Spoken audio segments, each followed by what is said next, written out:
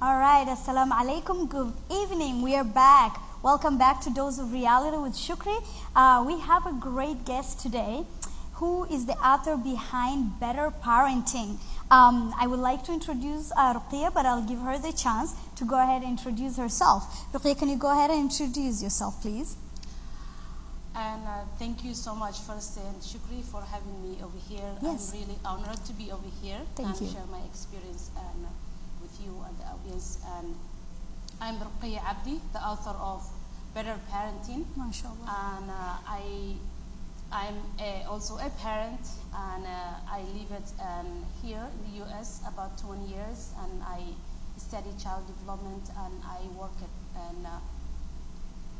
with the Somali community and families and children, and that is the main reason that I wrote the book, and I am really passionate to share what I have from here. MashaAllah. Thank you so much, Ruqiyya. We are honored that you're here with us today. I think I would like to tell you that I think it would be better for her to introduce herself, the questions she already did. And Ruqiyya, your book is inspiring to the community in America for parenting. Can you tell us how you came about the book? First, the parents were the main force of my drive to write this book. Mm-hmm. And I saw Somali parents struggling to raise their children, and in the diaspora, especially in the U.S. where I am here. And many times when you see something, you try to find a solution, right? That's true. And then I try to see what literature is available in the market, like how can I help, because I'm interacting with my community on a daily basis. I have teens who are dealing with other teens who are the children of my friends. Mm-hmm. So I didn't find any book that rings true with my community. Mm-hmm. And I really appreciate, I saw parents, especially mothers, working so hard, Yes. waking up in the morning and taking their children to the school Mm-hmm. and taking care of them. But I saw it's taking them a longer time than compared to other parents, right? Okay. So it's like I realized that there is no parenting concept that is happening in the community. Yes. So I said, though, who is going to be a better person to introduce this concept? Okay. And when I looked my right and left, I was the right person to bring this issue. Yes. And listening the stories of the parents, and also some of the stories are inspiring to write. Hey, the mother or the parents trying to raise their children, but then it's taking longer, as I said. Yes. And another thing is they are working so hard, but the result was not so effective, Okay. right? So and we see in the streets right now, and many children are killing each other, especially the teens. Yes. So Very we have sad. a huge problem, and this inspired me to kind of write something so that Somali parents can benefit and learn the developmental stages of children, because there is a gap that started between teens and their parents. And Yes. also, and another thing that I observed in the community, and Yes. you are also a witness, and Shukri is, Mm-hmm. there is a room for improvement when it comes to early childhood. That's true. We neglected the children in a young age, Yes. and we're trying to compensate when they are older. Mm-hmm. So, and I said, you know what? And let me put this thing together, and it may benefit for our Somali. Great. That's very, very amazing. I think the question that I wanted to ask you, you already answered. So you working with the community in Somali families kind of made you come up with the book writing, and just for that experience, you kind of come up with all these issues that are happening in the community, and you wanted to just talk about it and kind of write a book that for better parenting. Is that right? Yes. Okay. How much research went into writing your book? How long did it take you, and the research that you started doing this? For how long? Well, that is a very good question. Yes. And this book, it is the first book of its kind first. Yes. And the research that went is like my own knowledge Yes. and 20 years of experience interacting with parents, as I said, and collecting stories and data from the parents and combining those and the information that I got with and child development literature, the books, and also articles. So the main thing that you will find and that I used as a reference is the Quran and the Sirah, and also the books that I studied. And you know, there are sometimes research that's been done on child development. Yes. Some of those research do not relate to our community. But then in order to connect them, I went back to our Quran Mashallah. and Sirah Very good. so that people can find a perfect example. They can Yes. relate because That's and what we are. Even I am a parent, sometimes what I read doesn't ring true with me. Yes. And I realize that the parents, they will never understand if I tell them, and this is a parenting and a class, but then how do I prove? And you know, so I try to go back to the Quran and Sunnah so that they can understand also. And what I try to do is I try to infuse the Quran and Sunnah so that they can understand. And sometimes there is a culture that we have, but the culture can change. But then the Quran and Sunnah, it's kind of tough to understand. Yes. So, and when you see sometimes, and for example, beating and children, Yes. and there is no evidence that our Prophet Muhammad sallallahu alaihi wasallam beat up children, right? Yes. So, and that is one of the things that I try to put in this book, so parents can understand what Yes. did we do, how did we and raise our children back home, and over here, what's compatible, what is what is something that we can live in our culture and what we can incorporate over here. There are so many things that are beautiful, and those things they go together with the Sunnah, the Yes. Quran and Sunnah. But then what is confusing is our future generation. The main concern is to help the current parents, but also to help the future generation so that they don't confuse what is the culture, what is the religion, how can I be a good Muslim American who can grow up here, have the children, and get the resources that they need. Great. That's a very amazing research, especially doing it for the deen part, which is very important. And mostly our elder will kind of get the idea of that background. Exactly. And just the example you used here, the Prophet Muhammad sallallahu alaihi wasallam, may peace be upon him, the fact that he never beat the kids, he never said bad words to them, and things like that kind of makes it easier. I get impressed when we have someone in the community looking at the issues that we have and then comes up with a solution, which you did, and we're really thankful. You know, what I learned through being a parent also myself, and maybe other moms who are watching today, is that, is there a better parent than the other one? Is there a better mother? I think we're all better mothers. But what you teach your kids in the house is what brings them up to be better later. And that's what matters the most of why this killing is happening and what's the issue. What are we doing different in our homes that are making our community look different from other community probably. And I like the fact that you mentioned that we are not the same as other people because we have a culture, we have a religion that we kind of go with it, and we should focus. So guys, we're going to take a little break, and we will be right back with Ruqya Abdi and Shukri.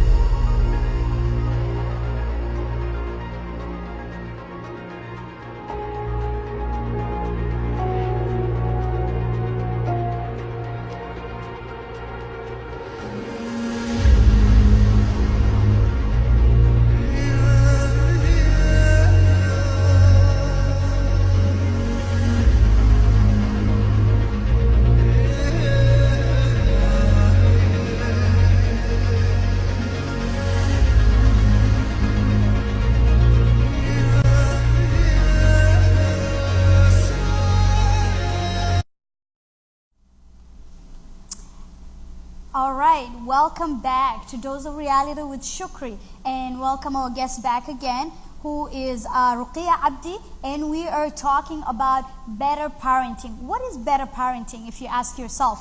Well, every parent is a better parent, and Ruqia is giving us more detail. And being in United States, there are things we're leaving out, and that's what we're finding out. So, I am going to ask you another question, Ruqia.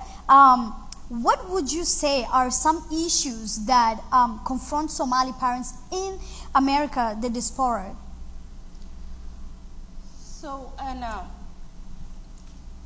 immigrants as general, we have challenges when we came out for our country, right? Yes. In the diaspora, and especially parents. And I realized, and the main thing that I wrote in the book is like, because I interacted with parents, I worked in a school, I have children, and I hold the highest standard of education. So the school was the first thing that I came into contact as the rest of the parents. Yes. So there are 3 issues that I identified, and those 3 issues became barrier and for Somali parents to be successful and in the diaspora. And these issues are, number 1, and it is lack of understanding of the education system that we have, and lack of support system, and also lack of trust of the social services.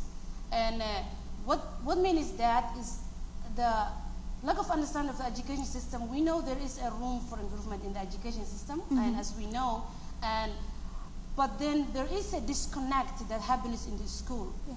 And the school happens to be the first place that our parents come into contact, because going to school is compulsory. You have to take your children to school, right?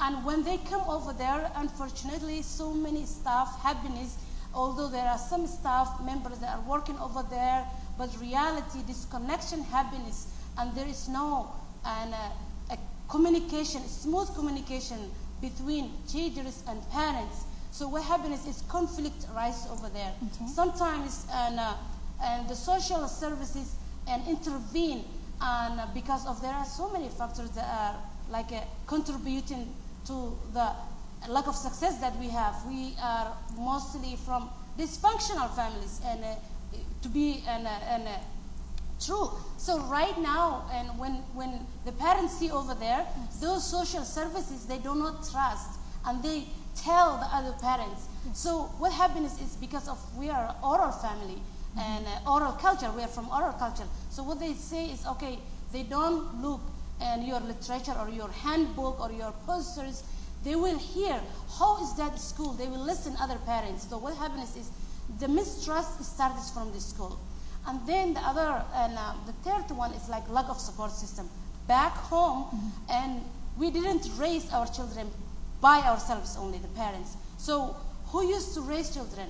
And we have a saying, and it takes a village to raise a child. That's true. So uncles, aunts, and grandmothers, grandfathers, and neighbors, teachers, they were part of the and people who used to raise children.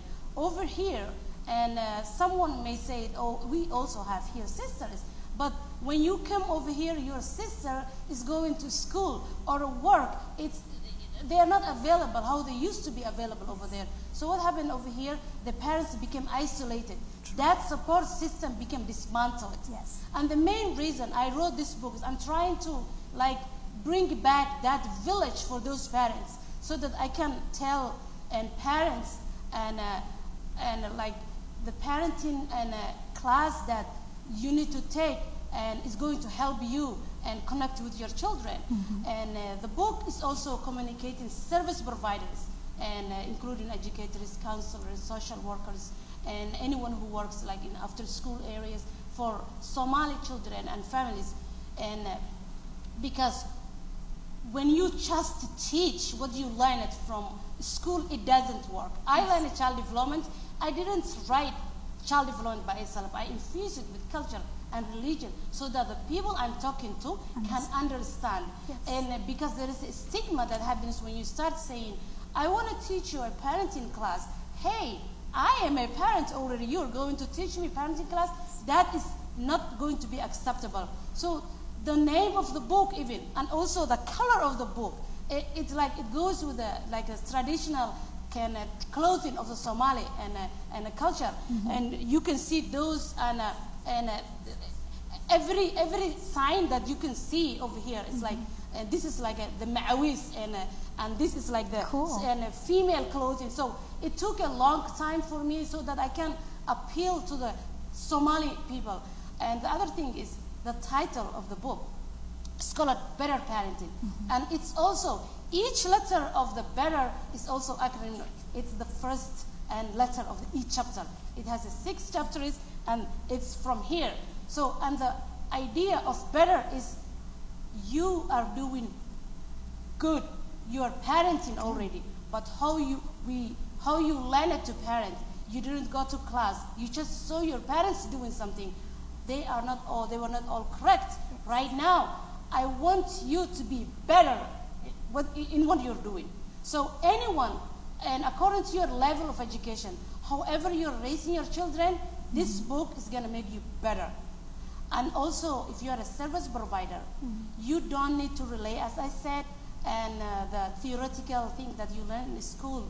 You need to have cultural competence classes, how to deal with these parents, how to relate with these children that you're teaching, so that you don't send this child into like suspension, or tell them like they didn't read, or they are falling and below their grade level, and the parents are disappointed with you. So you can work together. This is like, it takes a village to raise a child.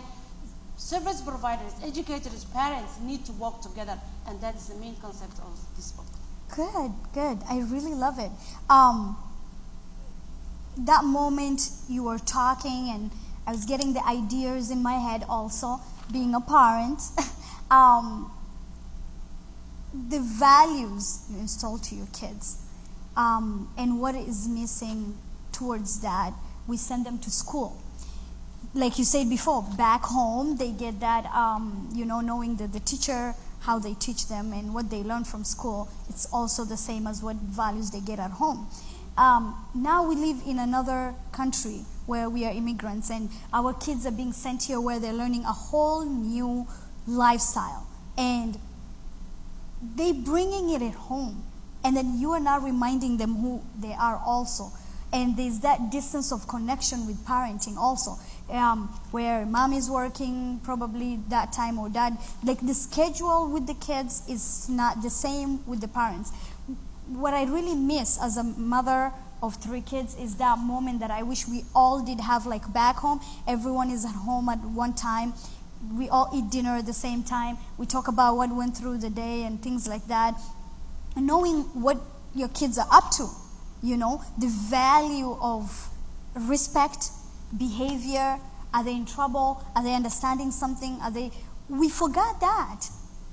And those are the issues that I think it also brings us back to what's happening to our kids. And your book is very interesting. One thing about going back to the religion, which it kinds, but who's going to teach them? So I'm hoping the parents that are reading your book can learn these things and get that time. Family comes first, and schedule themselves around the kids, not just for themselves and earning the money, and also connecting with the kids and making sure that they're all in right track. Because when you go to school and you learn something different, and you're like, okay, this is what I'm supposed to be doing, you forget who you are. So thank you very much for giving us all those ideas and the values of the kids. I think one thing that I would like to comment about Yes. what you said is Yes. there is a chapter that I dedicated to the education over here, and I encourage you to read that. And what is a little bit confusing to our parents is separating the education that they are getting from school from the weekend, the Quran and the Hadith that they're learning from Duxi. Yes. And it is, it's something that you need to have. But reality is like when you read, you will understand and you will question and you will learn yourself. And it will make you go back to the school and question what teachers are doing. And so what I wrote is like first, and when Quran was coming, the first ayah that came, the first verse is Iqra. Iqra bismi rabbika alladhi khalaq. Read. So Allah subhanahu wa ta'ala told us we have to read. So the Islamic principles of education is not something that works some days and some days you learn another thing. That is true. So here it's like you were supposed to read. You're supposed to read everything. Reading starts with everything, right? And also, when you read, you will learn how to write. Yes. And the ayah says, "اقرأ باسم ربك الذي خلق خلق الإنسان من علق and اقرأ وربك الأكرم." So read, and your road is great. الذي علم بالقلم, Allah told, and by the pen, علم الإنسان ما لم يعلم. Allah told people something they didn't know. This thing is like we are missing the big point of the education system. That's why we are like and confused, and our kids are like, okay, when are we getting Islamic education and secular education? There is no such thing as secular education. You can learn science in the weekend, Duxi, because Quran tells us to learn science. Quran tells us to think. And so art, science, technology, coding that we are thinking is very new right now. The Quran tells us we have to learn. That is in the Quran. It's already done. So the one point that I would like to say is like the spiritual fulfillment is what we need. That's true. If you let the kid learn Quran and memorize, and they didn't really understand, and then the weekdays and they are going another place, it doesn't work. Also, and Shukri, I like when you pointed out character. If you go to the schools, more than 50% of their time they spend in classroom management. Yes. The kids' behavior, that the teachers are frustrated. How about parents come and help them? The teachers are looking for grants right now so that they can teach character education to children. Yes. Kindness. Our Prophet Muhammad sallallahu alaihi wasallam told us we have to be kind to each other. Sure. It's hadith. All our hadith, if we see, and we will see there is a curriculum somebody wrote, and you will get a grant to teach your own character, being nice to your neighbors. It's from the Quran, and it's a character education. And when you learn and teach that and help your school, I believe everything is going to be okay, and you are not going to be confused. Inshallah. Those are very great points, guys. I'm loving this, and I'm really happy that we get to do this. One more question that I have for you. You wrote the book in English, is that correct? Yes. So, I want to know our older parents that don't know English. Did you think about them? Because I know the younger adult parents right now will be able to maybe read it and follow the great advice that you have there. So what advice do you have for the parents who can read in English?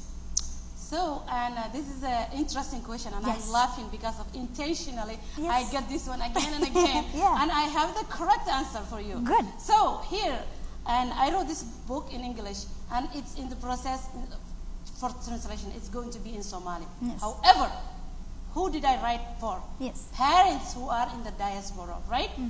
To be honest, believe me, I teach on a basic and computer literacy in Somali language. I have a lot of Somali adults. The people who are reading Somali are few, very few. Oh, okay. So this is going to be another surprising and mind-boggling for you guys. But if you want to read it in Somali as a history, I am going to do it. There are some people who went and before the Civil War, and they went to universities and they are real interested. Yes, I'm writing. But then English and Somali, people who are in the ESL, if you go, most of them, they cannot write Somali. And I know that secret, and intentionally I wrote in English because I'm here to tell them in Somali, and that's what I'm doing too. Good, great. You know what? For me, I think kids should start reading this book too. And for those parents, I have a lot of teachers who already said, "How about it? I read your book." So, yes, it good. makes me And then tell Hoyo Hoyo, maanta book baan ku akrinaya. That's what's happening. Yes. The teens who read, you know what they're saying? Yes. I told my mom to come to your talk so that she can See? ask you questions Yes. because it's good. And- because they're seeing so many things are Yes. not connected to, you know? To what they're yeah, supposed and to I'm do. really glad that Good. they're doing that. Good. The teens are really smart. Very smart. Smarter And- than how we're thinking. Yeah, and Yep. so helping the parents at home and telling them that this is the book for you, Mom. Let's read it and I hope they're gonna get to the bridge the bottom of gap. what you're supposed Yep. to teach me. Yep. Yes, I like that. I like that. So, probably, do you believe there is an injustice with parents in the diaspora when it comes to the school system here in the United States? Well, I wouldn't say straight up an injustice, but I would say there is room for improvement in our education system. Yes. Our education system is messed up. Okay. We need to come together and solve that problem. The teachers, they can't do anything because I have amazing friends who are amazing teachers, right? Yes. Who are trying to do things, but sometimes when the teachers and the administration are not connected, everyone is thinking to get just the next paycheck. We can't produce or teach children like that way, and they know they are like frustrated. They don't have time. They're just getting the lesson plans done and telling children what to. You know, there are so many things that we need to do. So this is like a wake-up call for educators, social workers, counselors to step up, try to learn, take the time to learn really what is the missing link over here. Yes. You can see there is so many things that's happening, but what is happening? Bring the parents over here. We can't separate, I know, and we have a program. This is for the youth, this is for the children, and we separate parents from those. No, parents are integral parts. Yes. They are your partners. Parents need to come. They need education. They came here to get high quality life and education for their children. They are working so hard, but it's taken a long time because they did not get any support. Although there are programs that are available, but they need to be culturally and responsive to them. Reach out to parents and see what happens. Yes, and time. They need to give time to their kids. Most important thing. Let's not be so busy with our lives and figuring it out. Money, work. Focus on the kids and time. But the kids are investment. Yes. If you invest 20 minutes a day for your kid, it's going to be like your saving account. Exactly. It's going to come back to you. Later. Right now, there are so many stuff that happens, and parents, they start waking up when their child performance lower. Yes. They are ready to give a tutor and so much money that they could save Yes. if they connect to their children. That is and correct. earlier. Yeah, the connection is very important. Yep. Yeah. Wow, great. I'm loving this. A lot of advice. And what can parent be taught about gender inequality Whoa. in Well, our community? In the community. So, yeah. There's so much choices at school for our kids that they're being given. They go to school, they have an idea of something different, and they want to come home and say, this is what I want to do. This is what I think I should do. Or in America, I'm going to say this out loud, in America, kids have more power than their own parents. And we're hoping to go back to this book and learn that parents have more power than kids, you know. I think it's a mutual relationship, and the idea of gender inequality, I think parents, and when they come in the diaspora, and I think they already got the hang of it, and all about the gender role and who gets to do what, and some specific gender can do this and they cannot do that. It's all about control and culture.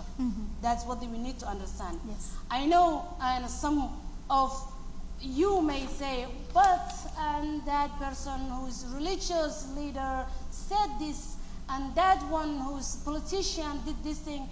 Let's come to the reality. Everyone tries to take some statement from wherever they want to amplify their own agenda. True.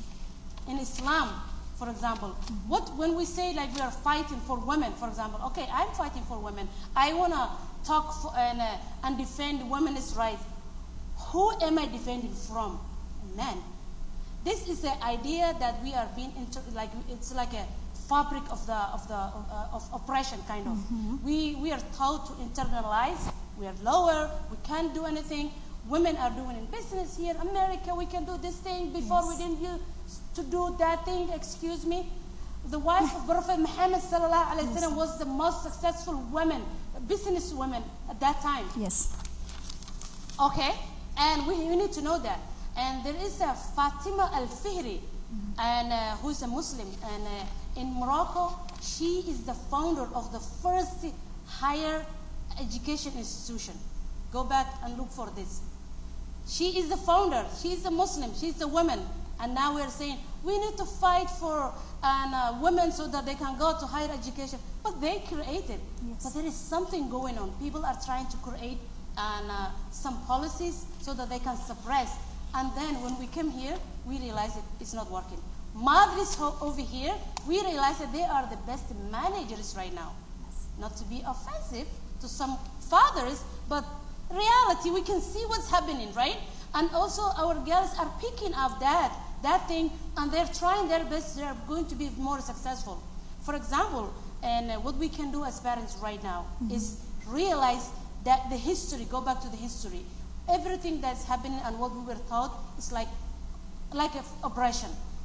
We need to read the reality. We need to go back to our religion. We need to go back to the history of whoever is saying that women cannot do this thing, a man can do this thing. Right now, I'm sensing we are going to be a little bit unfair to our boys, because although we realize that mothers are powerful, are doing everything over here, Yes. and it doesn't mean you have to be against your husband. That's not the meaning. But this is how this society functions. You didn't used to go to school, work, because it wasn't needed. The husband was the breadwinner. Now you are the breadwinner. So you don't need to be in the kitchen 24 hours.